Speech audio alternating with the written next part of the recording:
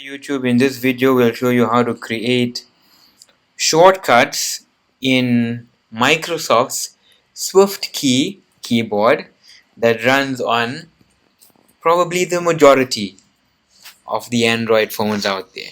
So it's actually quite simple. You just hit the clipboard icon here, and then you can enter your shortcuts that you would like. So if you go to manage, you say add new clip, gotta go, and then next, and then my shortcut would be GTG, done. Save. Then if I go back to my keyboard and I type in GTG, I just hit gotta go there, done. Then also if I want to create a shortcut for say Assalamu alaikum, then all I say is SLMS, and there you go, Assalamu alaikum, done.